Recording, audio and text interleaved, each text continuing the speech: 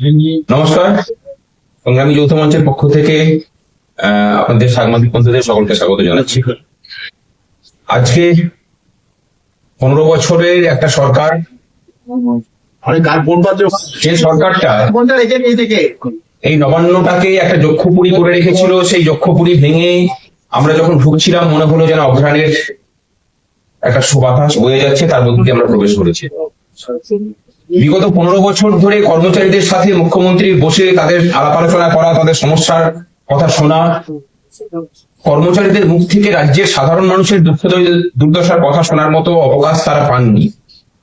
কর্মচারীরা তাদের কাজ করেছেন এবং সেখানে আমরা বলেইছিলাম যে সরকার কর্মচারীদের সাথে থাকে না, সেই সরকারকে ক্ষমতায় থাকার কোনো অধিকার নেই এবং তার জন্য যা কিছু করা হয়েছে। বর্তমান মুখ্যমন্ত্রীর কাছে আমাদের আবেদন ছিল যে কর্মচারীদের বিষয়ে যেসব সিদ্ধান্ত হবে সেই সিদ্ধান্তগুলো তাদের সাথে আলোচনা করে নেওয়া। আজকে সেই বৈঠক ছিল, দীর্ঘ প্রায় 1 ঘন্টা 40 মিনিট ধরে সেই বৈঠক চলেছে। বিভিন্ন বিষয় নিয়ে আলোচনা হয়েছে। এজেন্ডা যেটা ছিল সেটা মূলত সুপ্রিম কোর্টের যে রায়, ডিএ কেন্দ্রিক। আমরা জানি যে পূর্বের সরকার সেই ডিএ রায় মানার ক্ষেত্রে যেভাবে ছত্রে ছত্রে তাকে অবমাননা করেছে, বর্তমান সরকারের মুখ্যমন্ত্রী তার প্রথম যে স্বাগত ভাষণ আমাদের উদ্দেশ্যে রাখেন, সেখানে পরিষ্কার করে দেন যে এই রায় মানার ক্ষেত্রে আমরা কোন রকম কোন কনফ্রন্টেশনে যাব না। আমরা সম্পূর্ণরূপে সুপ্রিম কোর্ট যা বলেছে সেই সুপ্রিম কোর্টের রায়কে উপরে উপরে মেনে আমরা কাজ করব এবং সেই অনুযায়ী তারা কাজ মানে শুরু করার নির্দেশ দিয়েছেন মাননীয় মুখ্য সচিব এবং অর্থ সচিব। ডিএর যে এরিয়ার যে মানে পেমেন্ট, সেই ডিএর এরিয়ার পেমেন্ট নিয়ে আমাদের সাথে এবং তার যে কোয়ান্টিফিকেশন সেটা নিয়ে আমাদের সাথে মতানৈক্য ছিল। মাননীয় মুখ্যমন্ত্রী বলেছেন যে আগের সরকারে কি করেছেন না করেছেন সেটা ভুলে যান, তাদের অর্থ সচিবকে তিনি বলেছেন কর্মচারীদের সাথে আলোচনা করে এবং ইন্দু মালহোত্রা কমিটির সাথে আলোচনা করে সমস্তটাকে ঠিক করুন এবং সেভাবেই কোয়ান্টিফিকেশনটাকে ঠিক করুন। আমরা আশা করি যে কোয়ান্টিফিকেশন নিয়ে আমাদের যে মতানৈক্য হচ্ছে সেই মতানৈক্যটা মিটবে এবং জিপিএফ অ্যাকাউন্টে দেওয়ার ক্ষেত্রে বলেছেন যে 2 বছরের লকিং পিরিয়ড। তিনি বলেছেন এই ফিনান্সিয়াল ইয়ারটা আমাদেরকে সুযোগ দিয়ে 1 এপ্রিল থেকে যাদের পিএফ এ জমা হয়েছে সেই টাকা তারা তুলতে পারবে। যে বিষয়টা আলোচিত হয়েছে যে গ্রান্ট ইন এডের ক্ষেত্রে, উনি বলেছেন যে গ্রান্ট ইন এডের ক্ষেত্রে আমরা আলোচনা করে সেই বিষয়ে অর্ডার বের করার কাজকর্ম করছি এবং এক্ষেত্রে ইন্দু মালহোত্রা কমিটির সাথে তারা আলোচনা করবেন। ইন্দু মালহোত্রা কমিটির সাথে পরবর্তী যে মিটিং হবে সেখানে আমাদেরও থাকার কথা বলেছেন এবং আমাদের পক্ষ রাখার কথা বলেছেন।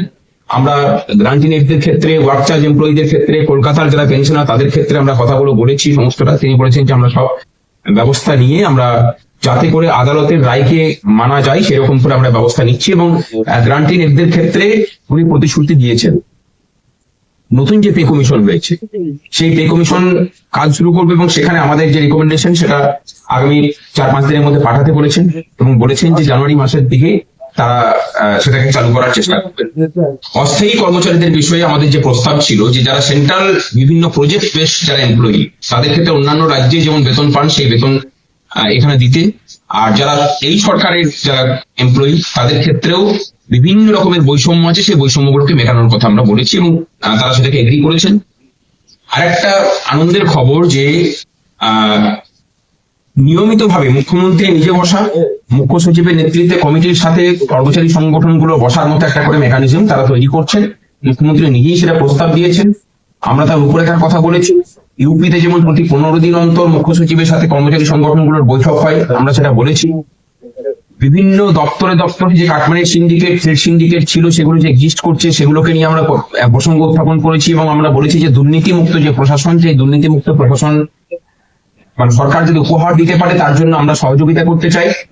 তারা বলেছেন যে দুর্নীতির যে অভিযোগ আছে সেগুলোকে যে কমিটি মানে করাপশনকে ধরার জন্য যে কমিটি হয়েছে সেই কমিটির কাছে রিপোর্ট দিতে আমরা সেটাকে মানে তুলে ধরবো, দেওয়ার চেষ্টা করবো।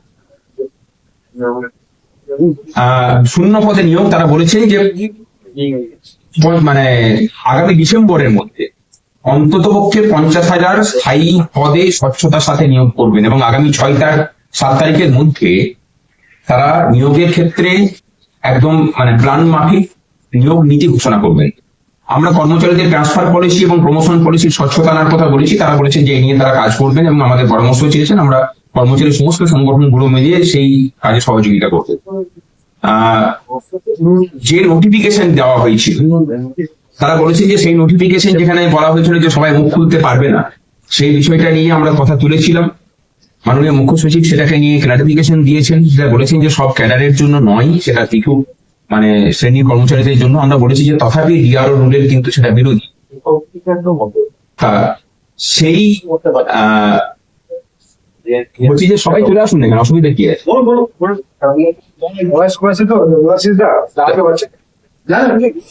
সেখানে তারা বলেছেন যে এই বিষয়টাকে নিয়ে তারা আলোচনা করবে।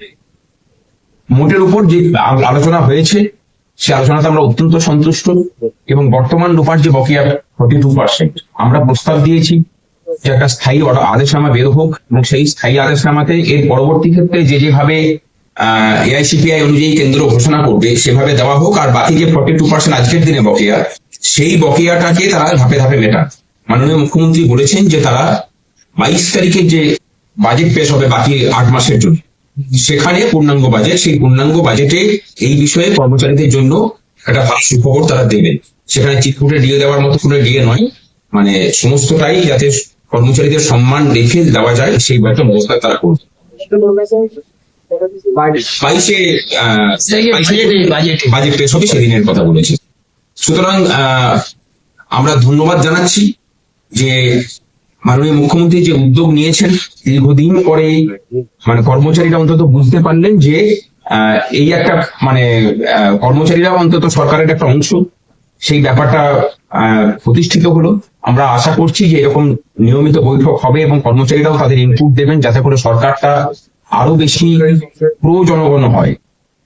আমরা সেই চেষ্টা করবো, সেটা প্রস্তাবও দিয়েছি, সেটা বলেওছি। এবং দুর্নীতির বিরুদ্ধে সংগ্রামী যৌথ মঞ্চের যে লড়াই ছিল সরকারের ভিতর থেকে, আগের জামানায় যারা সরকারি কর্মচারীরাও যুক্ত ছিলেন, তাদের বিরুদ্ধে ব্যবস্থা নেওয়ার ক্ষেত্রে আমরা সরকারকে সহযোগিতা করব।